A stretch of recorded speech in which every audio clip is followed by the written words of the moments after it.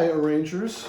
Today I'm going to talk about 3 misconceptions in arranging for trumpet section. These have been floating around the internet, and I'd like to dispel them so that maybe your writing will be a little bit more creative. Whenever I hear somebody say never, I cringe and say, well, hardly ever.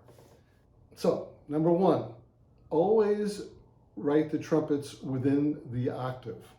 They should be voiced 4-way close, or 4-part close, or block harmony, so that the 4th trumpet is never more than an octave below the 1st trumpet. Well, although this is generally true for most trumpet section writing, not always. Sometimes the 4th trumpet will be a little bit lower than that, and I played trumpet for many years, and I played 4th trumpet very often, and so I'm aware of this. You have to play a little louder to offset the brightness and the volume of the lead trumpet, but it is possible, and it does happen sometimes, especially when the trumpets are voiced in fourths. Sometimes trumpets are voiced in top 3 are voiced in triads, and the 4th trumpet is an octave below the 1st trumpet. That does happen as well. So I'm going to use 3 examples today from a piece of mine called Snowflakes, because it addresses all 3 of the situations that I want to talk about. So in this section, it's an 8-bar section. You see that the 4th trumpet goes a little bit below that range. And the trombones are voiced underneath the trumpets. This is pretty normal. Take a look at that.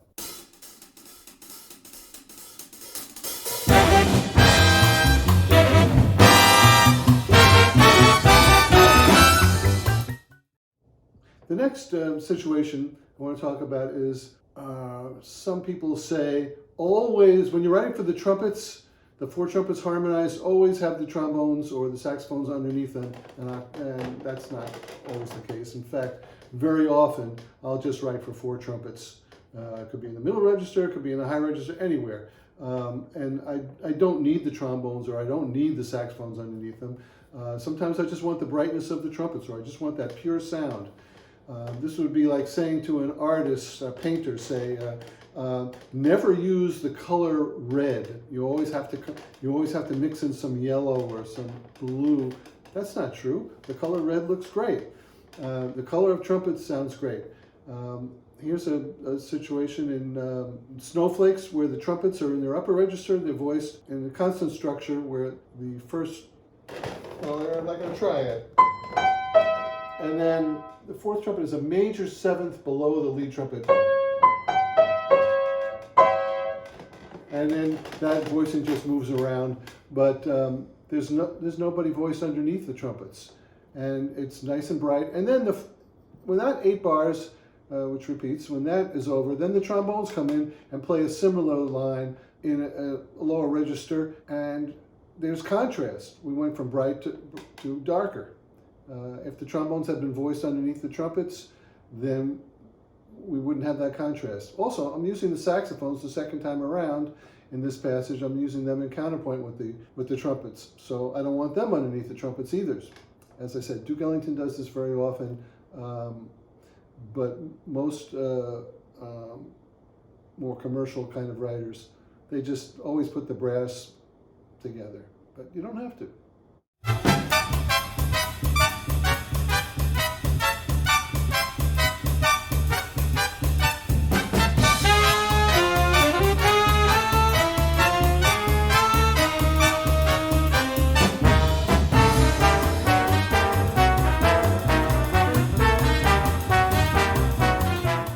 The third issue I want to talk about is writing the trumpets below the staff. Although this doesn't happen often, there are times when it sounds good. Duke does it in Happy-Go-Lucky Local. Bad up. He's got them doing that repeatedly, and it sounds great.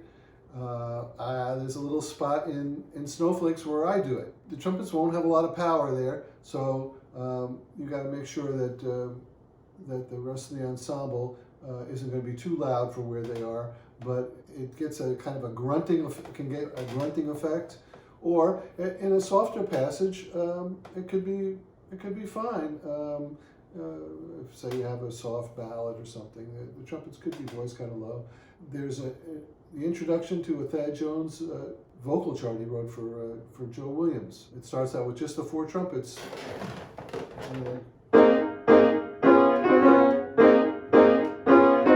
So the 4 trumpets. So he's not technically below the staff. He starts on his low C, B flat concert, but that's pretty low. And just the 4 trumpets by themselves. We just talked about that. Even Thad Jones did that the one time, and then Thad also has, he does that at the end of the Big Dipper. So let's take a listen.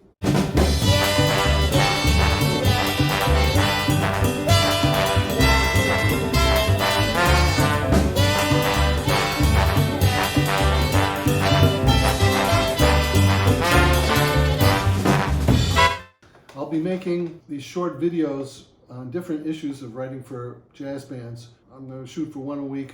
We'll see how I do. So watch the space.